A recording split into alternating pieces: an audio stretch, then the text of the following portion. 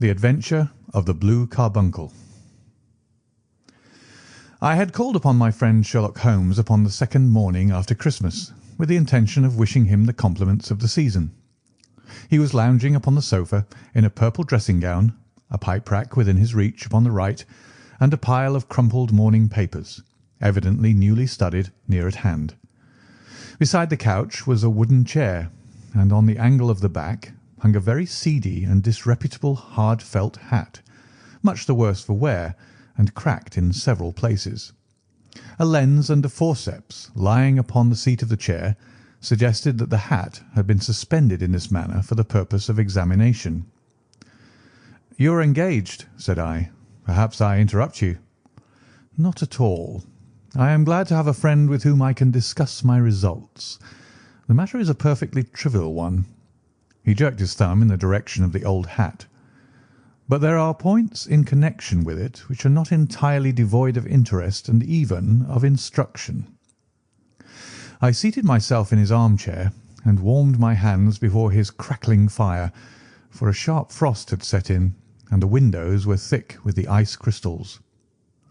"I suppose," I remarked, "that, homely as it looks, this thing has some deadly story linked on to it, that it is the clue which will guide you in the solution of some mystery and the punishment of some crime." "No, no, no crime," said Sherlock Holmes, laughing. "Only one of those whimsical little incidents which will happen when you have 4,000,000 human beings all jostling each other within the space of a few square miles.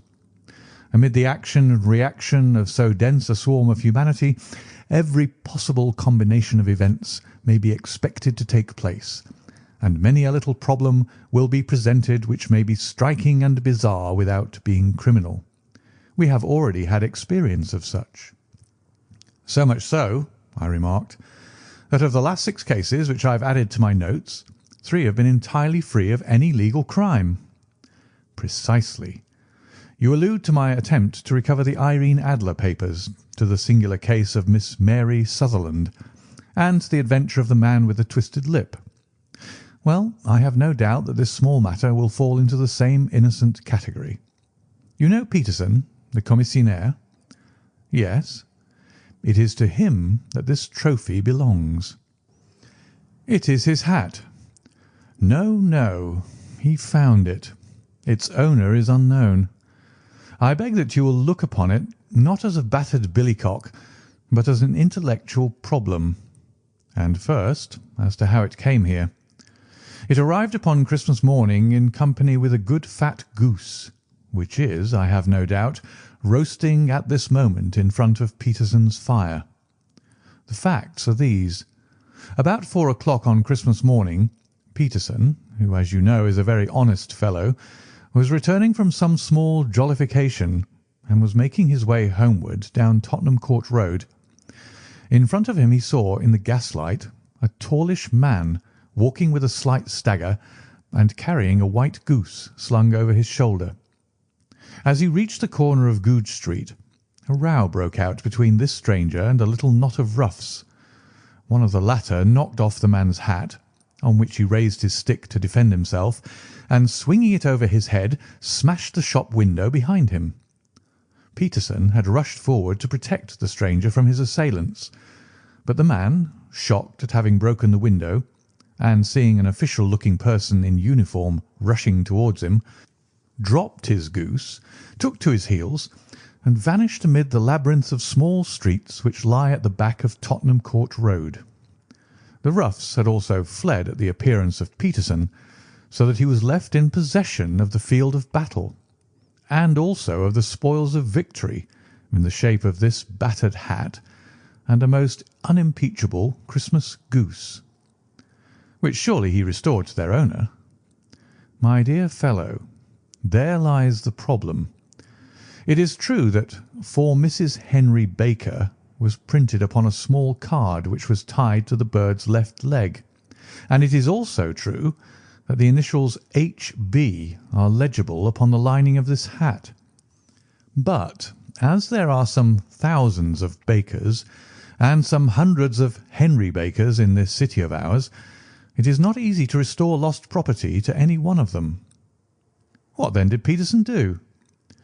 He brought round both hat and goose to me on Christmas morning, knowing that even the smallest problems are of interest to me. The goose we retained until this morning, when there were signs that, in spite of the slight frost, it would be well that it should be eaten without unnecessary delay. Its finder has carried it off, therefore, to fulfil the ultimate destiny of a goose, while I continue to retain the hat of the unknown gentleman who lost his Christmas dinner. Did he not advertise? No. Then what clue could you have as to his identity? Only as much as we can deduce. From this hat? Precisely. But you're joking. What can you gather from this old battered felt? Here is my lens. You know my methods. What can you gather yourself as to the individuality of the man who has worn this article? I took the tattered object in my hands and turned it over rather ruefully. It was a very ordinary black hat of the usual round shape, hard and much the worse for wear. The lining had been of red silk, but was a good deal discoloured. There was no maker's name, but as Holmes had remarked, the initials H.B. were scrawled upon one side. It was pierced in the brim for a hat securer, but the elastic was missing. For the rest it was cracked, exceedingly dusty, and spotted in several places, although there seemed to have been some attempt to hide the discoloured patches by smearing them with ink. "I can see nothing," said I, handing it back to my friend. "On the contrary, Watson, you can see everything. You fail, however, to reason from what you see. You are too timid in drawing your inferences." "Then pray tell me what it is that you can infer from this hat." He picked it up and gazed at it in the peculiar introspective fashion which was characteristic of him. "It is perhaps less suggestive than it might have been," he remarked, "and yet there are a few inferences which are very distinct, and a few others which represent at least a strong balance of probability. That the man was highly intellectual is of course obvious upon the face of it, and also that he was fairly well-to-do within the last 3 years, although he has now fallen upon evil days. He had foresight, but has less now than formerly, pointing to a moral retrogression which, when taken with the decline of his fortunes, seems to indicate that some evil influence, probably drink, at work upon him. This may account also for the obvious fact that his wife has ceased to love him." "My dear Holmes!" "He has, however, retained some degree of self-respect," he continued, disregarding my remonstrance. "He is a man who leads a sedentary life, goes out little, is out of training entirely, is middle-aged, has grizzled hair which he has had cut within the last few days, and which he anoints with lime cream. These are the more patent facts which are to be deduced from his hat. Also, by the way, that it is extremely improbable that he has gas laid on in his house." "You're certainly joking, Holmes." "Not in the least. Is it possible that even now, when I give you these results, you are unable to see how they are attained?" "I have no doubt that I am very stupid, but I must confess that I am unable to follow you. For example, how did you deduce that this man was intellectual?" For answer, Holmes clapped the hat upon his head. It came right over the forehead and settled upon the bridge of his nose. "It is a question of cubic capacity," said he. "A man with so large a brain must have something in it." "The decline of his fortunes, then?" "This hat is 3 years old. These flat brims curled at the edge came in then. It is a hat of the very best quality. Look at the band of ribbed silk and the excellent lining. If this man could afford to buy so expensive a hat 3 years ago, and has had no hat since, then he has assuredly gone down in the world." "Well, that is clear enough, certainly. But how about the foresight and moral retrogression?" Sherlock Holmes laughed. "Here is the foresight," said he, putting his finger upon the little disc and loop of the hat securer. "They are never sold upon hats. If this man ordered one, it is a sign of a certain amount of foresight, since he went out of his way to take this precaution against the wind. But since we see that he has broken the elastic and has not troubled to replace it, it is obvious that he has less foresight now than formerly, which is a distinct proof of a weakening nature. On the other hand, he has endeavoured to conceal some of these stains upon the felt by daubing them with ink, which is a sign that he has not entirely lost his self-respect. Your reasoning is certainly plausible. The further points, that he is middle-aged, that his hair is grizzled, that it has been recently cut, and that he uses lime cream, are all to be gathered from a close examination of the lower part of the lining. The lens discloses a large number of hair ends, clean cut by the scissors of the barber. They all appear to be adhesive, and there is a distinct odour of lime cream.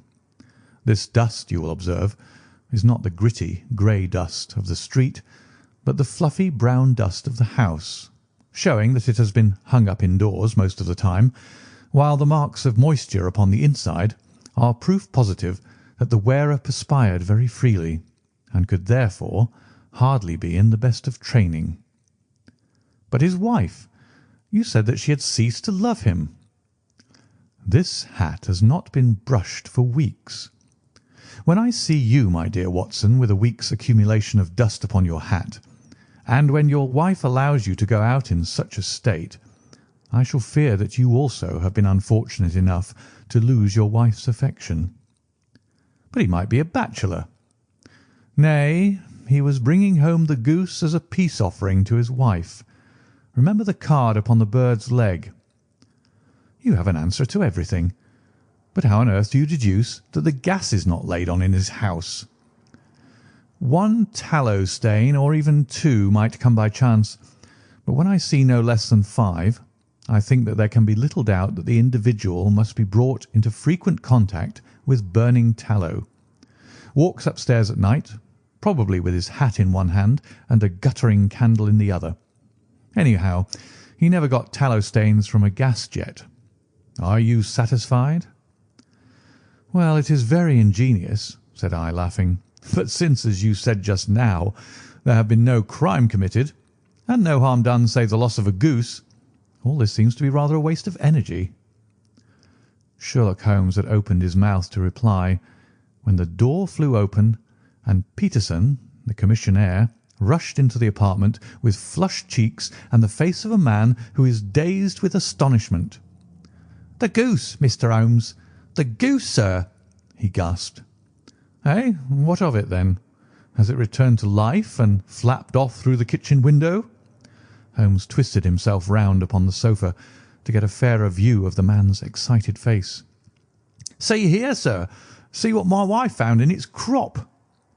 He held out his hand and displayed upon the centre of the palm a brilliantly scintillating blue stone, rather smaller than a bean in size, but of such purity and radiance that it twinkled like an electric point in the dark hollow of his hand. Sherlock Holmes sat up with a whistle. "By Jove, Peterson," said he, "this is treasure trove indeed. I suppose you know what you've got." "A diamond, sir. A precious stone. It cuts into glass as though it were putty." "It's more than a precious stone. It is the precious stone." "Not the Countess of Morcar's Blue Carbuncle?" I ejaculated. "Precisely so. I ought to know its size and shape, seeing that I have read the advertisement about it in the Times every day lately.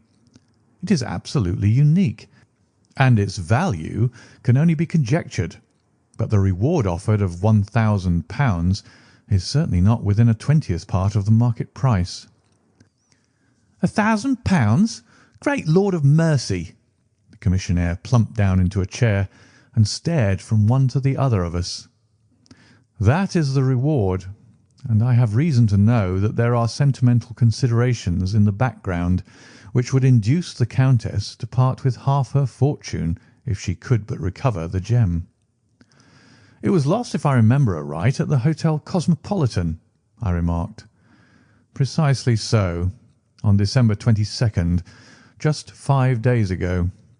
John Horner, a plumber, was accused of having abstracted it from the lady's jewel case. The evidence against him was so strong that the case had been referred to the assizes. I have some account of the matter here, I believe." He rummaged amid his newspapers, glancing over the dates, until at last he smoothed one out, doubled it over, and read the following paragraph. "Hotel Cosmopolitan, jewel robbery. John Horner, 26, plumber, was brought up upon the charge of having, upon the 22nd inst., abstracted from the jewel case of the Countess of Morcar the valuable gem known as the Blue Carbuncle. James Ryder, upper attendant at the hotel, gave his evidence to the effect that he had shown Horner up to the dressing-room of the Countess of Morcar upon the day of the robbery in order that he might solder the second bar of the grate, which was loose. He had remained with Horner some little time, but had finally been called away. On returning, he found that Horner had disappeared, that the bureau had been forced open, and that the small morocco casket, in which, as it afterwards transpired, the Countess was accustomed to keep her jewel, was lying empty upon the dressing-table. Ryder instantly gave the alarm, and Horner was arrested the same evening, but the stone could not be found either upon his person or in his rooms. Catherine Cusack, maid to the Countess, deposed to having heard Ryder's cry of dismay on discovering the robbery, and to having rushed into the room where she found matters as described by the last witness. Inspector Bradstreet, B Division, gave evidence as to the arrest of Horner, who struggled frantically and protested his innocence in the strongest terms. Evidence of a previous conviction for robbery having been given against the prisoner, the magistrate refused to deal summarily with the offence, but referred it to the assizes. Horner, who had shown signs of intense emotion during the proceedings, fainted away at the conclusion and was carried out of court. So much for the police court," said Holmes thoughtfully, tossing aside the paper. "The question for us now to solve is the sequence of events leading from a rifled jewel case at one end to the crop of a goose in Tottenham Court Road at the other. You see, Watson, our little deductions have suddenly assumed a much more important and less innocent aspect. Here is the stone. The stone came from the goose, and the goose came from Mr. Henry Baker, the gentleman with the bad hat and all the other characteristics with which I have bored you. So now we must set ourselves very seriously to finding this gentleman and ascertaining what part he had played in this little mystery. To do this, we must try the simplest means first, and these lie undoubtedly in an advertisement in all the evening papers. If this fail, I shall have recourse to other methods. What will you say? Give me a pencil and that slip of paper. Now then, found at the corner of Goodge Street a goose and a black felt hat. Mr. Henry Baker can have the same by applying at 6:30 this evening at 221B Baker Street. That is clear and concise. Very. But will he see it? Well, he is sure to keep an eye on the papers, since to a poor man the loss was a heavy one. He was clearly so scared by his mischance in breaking the window and by the approach of Peterson that he thought of nothing but flight. But since then he must have bitterly regretted the impulse which caused him to drop his bird. Then again, the introduction of his name will cause him to see it, for everyone who knows him will direct his attention to it. Here you are, Peterson. Run down to the advertising agency and have this put in the evening papers. In which, sir? Oh, in the Globe, Star, Pall Mall, St. James's, Evening News, Standard, Echo, and any others that occur to you. Very well, sir. And this stone? Ah, yes. I shall keep the stone. Thank you. And I say, Peterson, just buy a goose on your way back and leave it here with me, for we must have one to give to this gentleman in place of the one which your family is now devouring. When the commissionaire had gone, Holmes took up the stone and held it against the light. "It's a bonny thing," said he. "Just see how it glints and sparkles. Of course, it is a nucleus and focus of crime. Every good stone is. They are the devil's pet baits. In the larger and older jewels, every facet may stand for a bloody deed. This stone is not yet 20 years old. It was found in the banks of the Arnoy River in southern China, and is remarkable in having every characteristic of the carbuncle, save that it is blue in shade instead of ruby red. In spite of its youth, it has already a sinister history. There have been 2 murders, a vitriol throwing, a suicide, and several robberies brought about for the sake of this 40-grain weight of crystallized charcoal.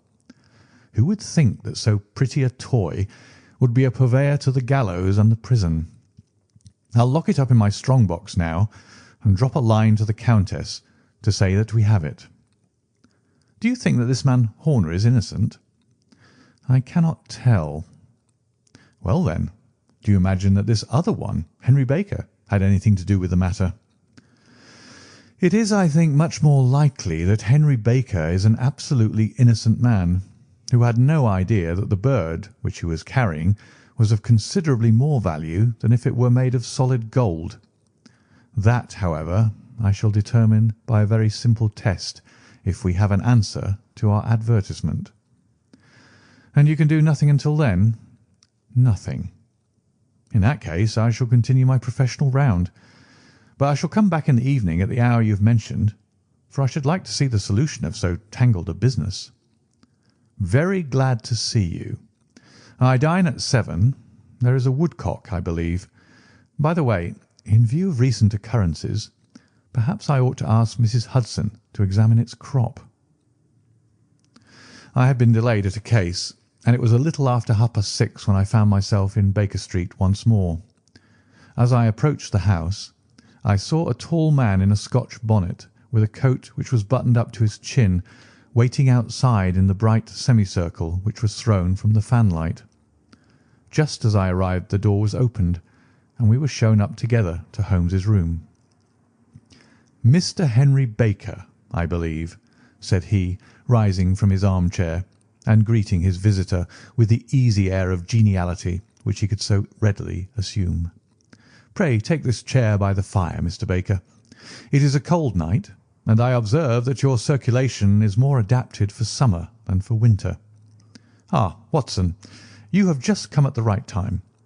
Is that your hat, Mr. Baker?" "Yes, sir, that is undoubtedly my hat." He was a large man with a rounded shoulders, a massive head, and a broad, intelligent face, sloping down to a pointed beard of grizzled brown. A touch of red in nose and cheeks, with a slight tremor of his extended hand, recalled Holmes' surmise as to his habits. His rusty black frock coat was buttoned right up in front, with the collar turned up, and his lank wrists protruded from his sleeves without a sign of cuff or shirt. He spoke in a slow, staccato fashion, choosing his words with care, and gave the impression generally of a man of learning and letters who had had ill usage at the hands of fortune. "We have retained these things for some days," said Holmes, "because we expected to see an advertisement from you giving your address. I am at a loss to know why you did not advertise." Our visitor gave a rather shamefaced laugh. "Shillings have not been so plentiful with me as they once were," he remarked. "I had no doubt that the gang of roughs who assaulted me had carried off both my hat and the bird.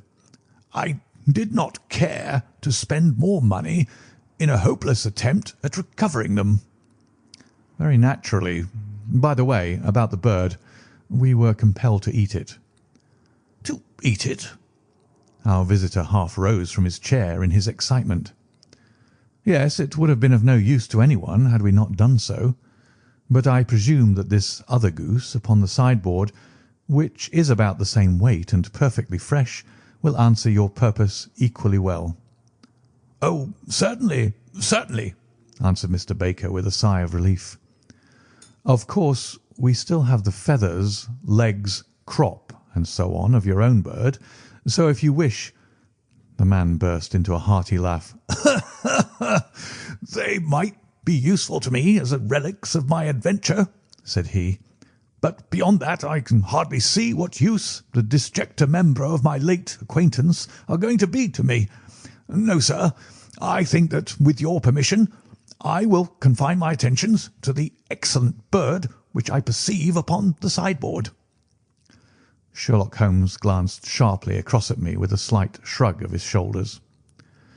"There is your hat, then, and there your bird," said he. "By the way, would it bore you to tell me where you got the other one from? I am somewhat of a fowl fancier, and I have seldom seen a better grown goose." "Certainly, sir," said Baker, who had risen and tucked his newly gained property under his arm. "There are a few of us who frequent the Alpha Inn, near the museum. We are to be found in the museum itself during the day, you understand. This year our good host, Windigate by name, instituted a goose club, by which, on consideration of some few pence every week, we were each to receive a bird at Christmas. My pence were duly paid, and the rest is familiar to you. I am much indebted to you, sir, for a Scotch bonnet is fitted neither to my years nor my gravity." With a comical pomposity of manner, he bowed solemnly to both of us and strode off upon his way. "So much for Mr. Henry Baker," said Holmes when he had closed the door behind him. "It is quite certain that he knows nothing whatever about the matter. Are you hungry, Watson?" "Not particularly." "Then I suggest that we turn our dinner into a supper, and follow up this clue while it is still hot." "By all means." It was a bitter night, so we drew on our ulsters and wrapped cravats about our throats. Outside, the stars were shining coldly in a cloudless sky, and the breath of the passers-by blew out into smoke like so many pistol shots. Our footfalls rang out crisply and loudly as we swung through the Doctor's Quarter, Wimpole Street, Harley Street, and so through Wigmore Street into Oxford Street. In a quarter of an hour we were in Bloomsbury at the Alpha Inn, which is a small public house at the corner of one of the streets which runs down into Holborn. Holmes pushed open the door of the private bar and ordered 2 glasses of beer from the ruddy-faced, white-aproned landlord. "Your beer should be excellent if it is as good as your geese," said he. "My geese?" The man seemed surprised. "Yes, I was speaking only half an hour ago to Mr. Henry Baker, who was a member of your goose club." "Oh, yes, I see. But you see, sir, them's not our geese." "Indeed. Whose, then?" "Well, I got the 2 dozen from a salesman in Covent Garden." "Indeed. I know some of them. Which was it?" "Breckenridge is his name." "Ah, I don't know him. Well, here's your good health, landlord, and prosperity to your house. Good night." "Now for Mr. Breckenridge," he continued, buttoning up his coat as we came out into the frosty air.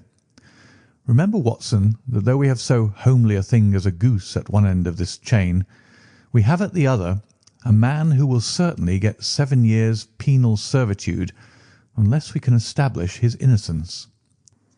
It is possible that our inquiry may but confirm his guilt, but in any case we have a line of investigation which has been missed by the police, and which a singular chance has placed in our hands. Let us follow it out to the bitter end. Faces to the south, then, and quick march." We passed across Holborn, down Endell Street, and so through a zigzag of slums to Covent Garden Market. One of the largest stalls bore the name of Breckenridge upon it, and the proprietor, a horsey-looking man with a sharp face and trim side whiskers, was helping a boy to put up the shutters. "Good evening. It's a cold night," said Holmes. The salesman nodded and shot a questioning glance at my companion. "Sold out of geese, I see," continued Holmes, pointing at the bare slabs of marble. "Let you have 500 tomorrow morning." "That's no good." "Well, there are some on the stall with the gas flare." "Ah, but I was recommended to you." "Who by?"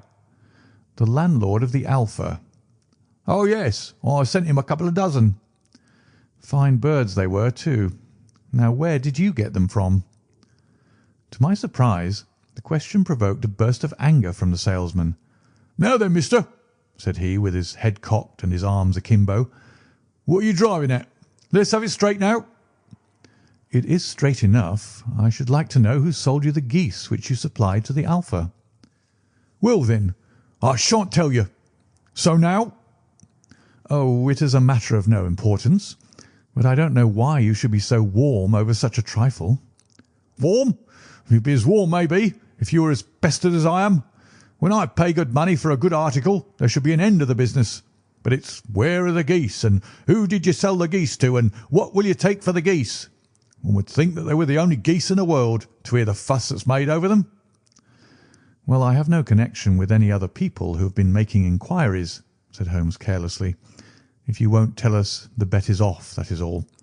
But I'm always ready to back my opinion on a matter of fowls, and I have a fiver on it that the bird I ate is country bred." "Well, then, you lost your fiver, for it's town bred," snapped the salesman. "It's nothing of the kind." "I say it is." "I don't believe it." "Do you think you know more about fowls than I, who have handled them ever since I was a nipper? I tell you, all those birds that went to the Alpha were town bred."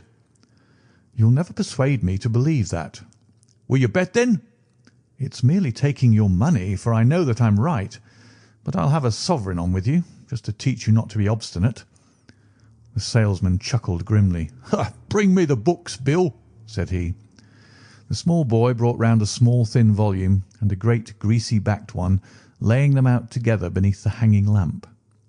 "Now then, Mr. Cockshaw," said the salesman, "I thought that I was out of geese, but before I finish you'll find that there is still one left in my shop. You see this little book?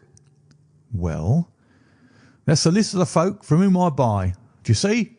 Well, then, here on this page are the country folk, and the numbers after their names are where their accounts are in the big ledger. Now then, you see this other page in red ink? Well, that is a list of my town suppliers. Now look at that third name. Just read it out to me." "Mrs. Oakshott, 117 Brixton Road, 249, read Holmes. "Quite so. Now turn that up in the ledger."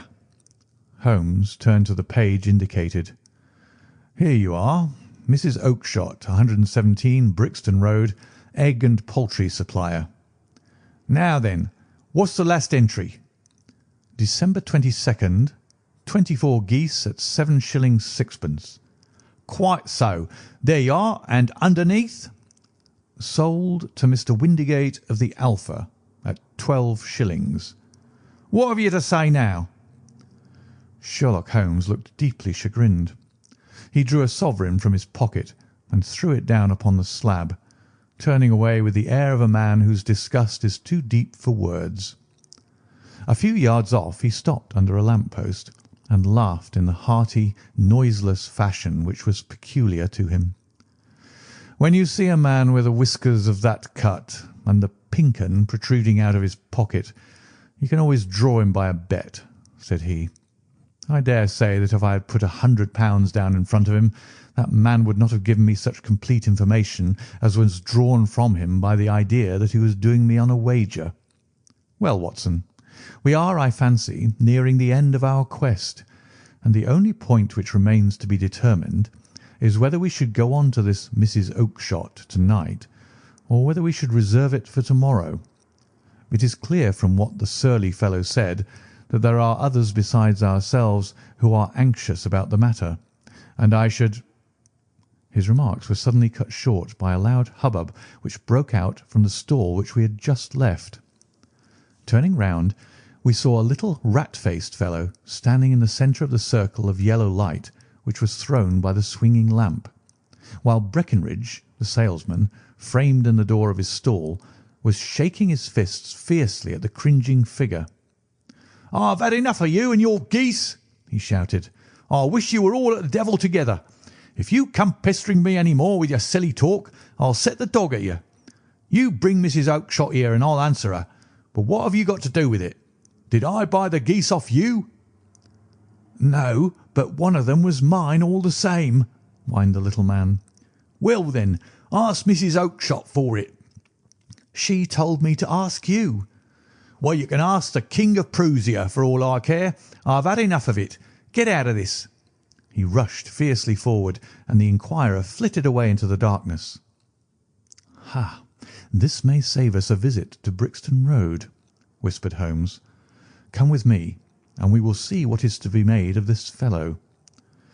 Striding through the scattered knots of people who lounged round the flaring stalls, my companion speedily overtook the little man and touched him upon the shoulder.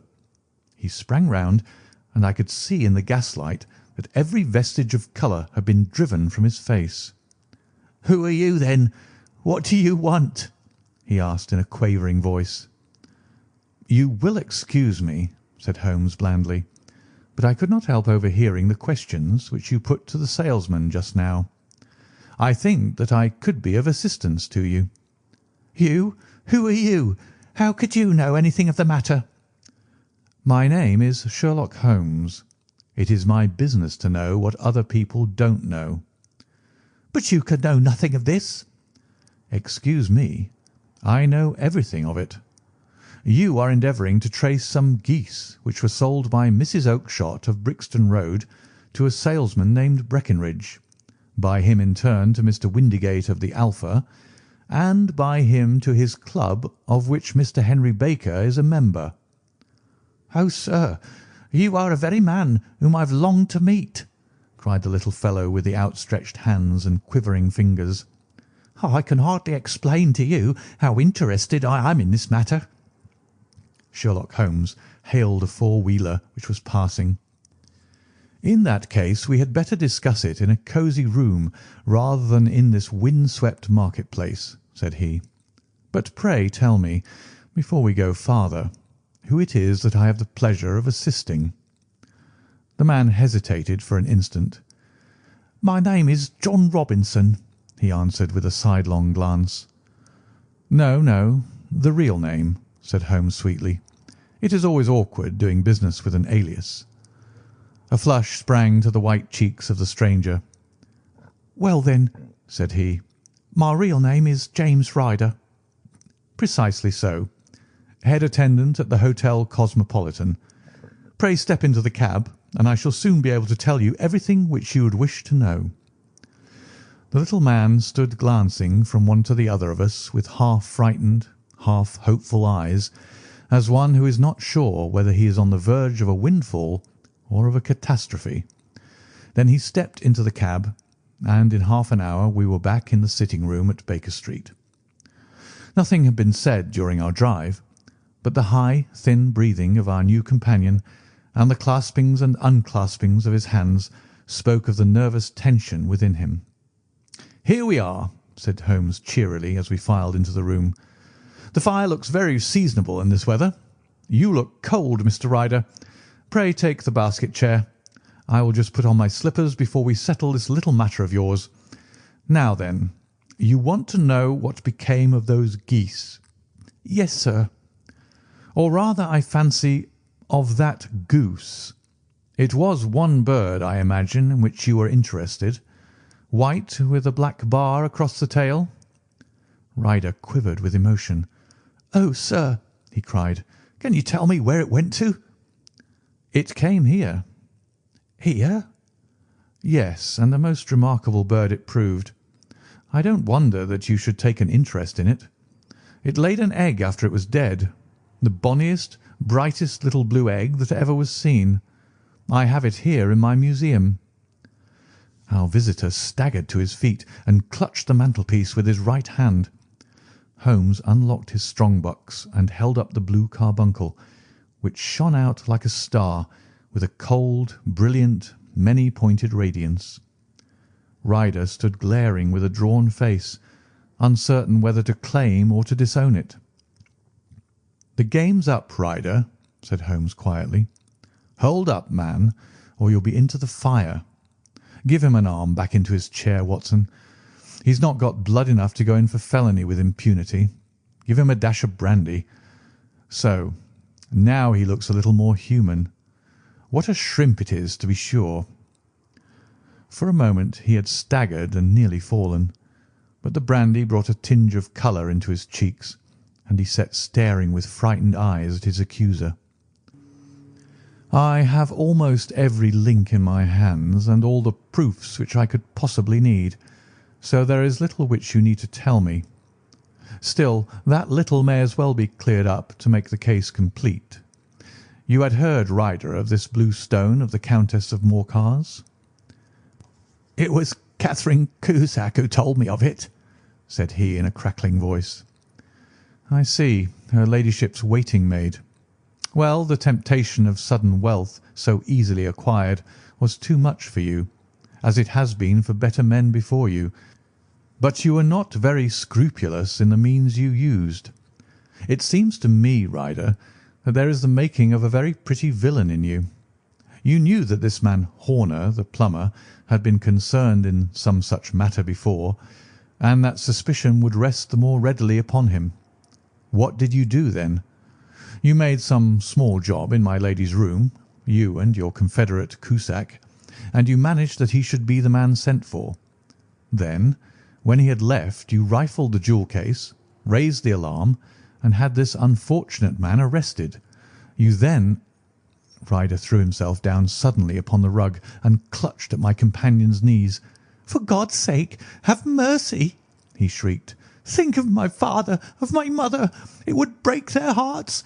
I never went wrong before. I never will again. I swear it. I'll swear it on a Bible. Oh, don't bring it into court. For Christ's sake, don't." "Get back in your chair," said Holmes sternly. "It is very well to cringe and crawl now, but you thought little enough of this poor Horner in the dock for a crime of which he knew nothing." "I will fly, Mr. Holmes. I will leave the country, sir. Then the charge against him will break down." We will talk about that. And now let us hear a true account of the next act. How came the stone into the goose? And how came the goose into the open market? Tell us the truth, for there lies your only hope of safety." Ryder passed his tongue over his parched lips. "I will tell you it just as it happened, sir," said he. "When Horner had been arrested, it seemed to me that it would be best for me to get away with the stone at once, for I did not know at what moment the police might not take it into their heads to search me in my room. There was no place about the hotel where it would be safe. I went out, as if on some commission, and I made for my sister's house.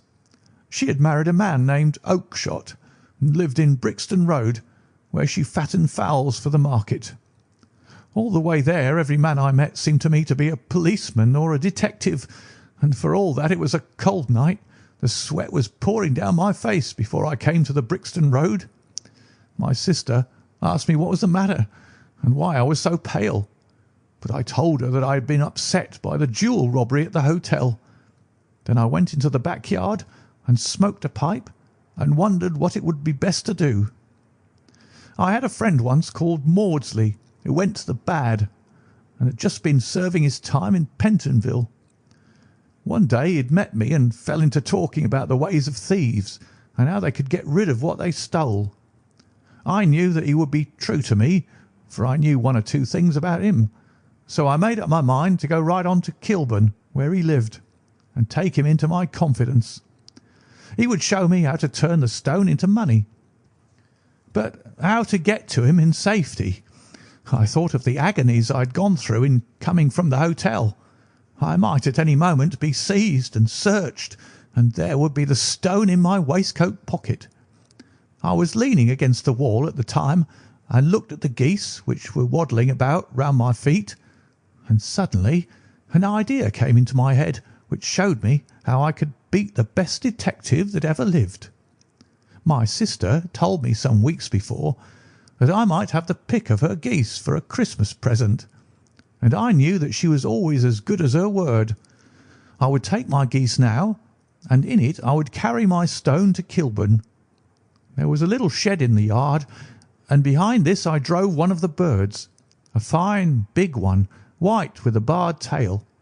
I caught it, and prying its bill open, I thrust the stone down its throat as far as my finger could reach.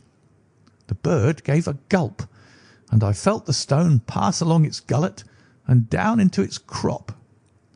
But the creature flapped and struggled, and out came my sister to know what was the matter.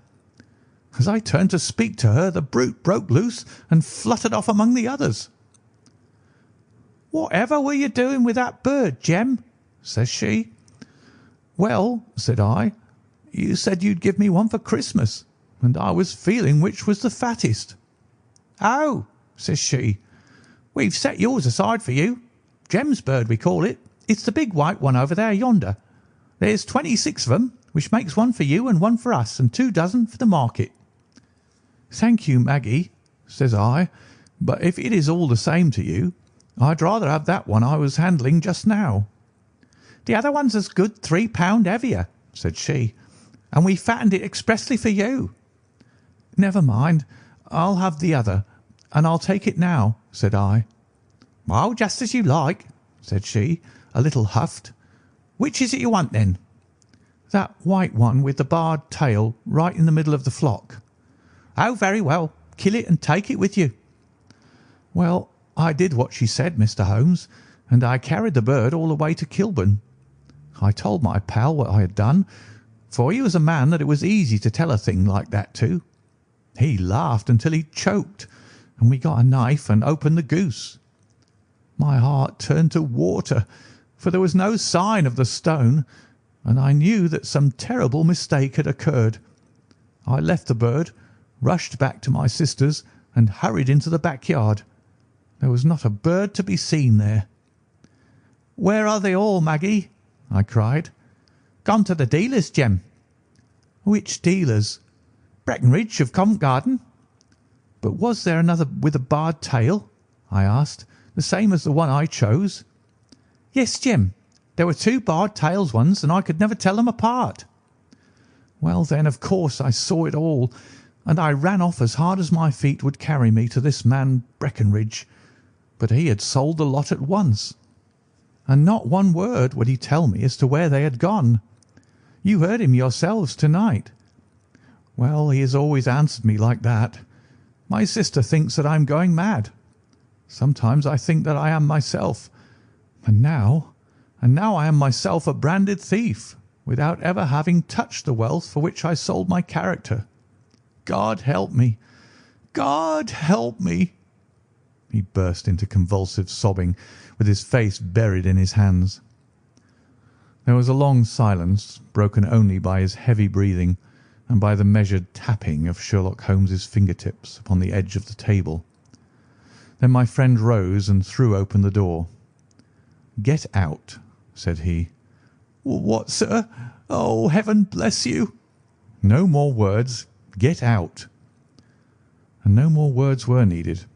There was a rush, a clatter upon the stairs, the bang of a door, and the crisp rattle of running footfalls from the street. "After all, Watson," said Holmes, reaching up his hand for his clay pipe, "I am not retained by the police to supply their deficiencies. If Horner were in danger it would be another thing, but this fellow will not appear against him, and the case must collapse. I suppose that I am commuting a felony, but it is just possible that I am saving a soul. This fellow will not go wrong again. He is too terribly frightened. Send him to jail now, and you make him a jail bird for life. Besides, it is the season of forgiveness. Chance has put in our way a most singular and whimsical problem, and its solution is its own reward. If you will have the goodness to touch the bell, Doctor, we will begin another investigation, in which also a bird will be the chief feature."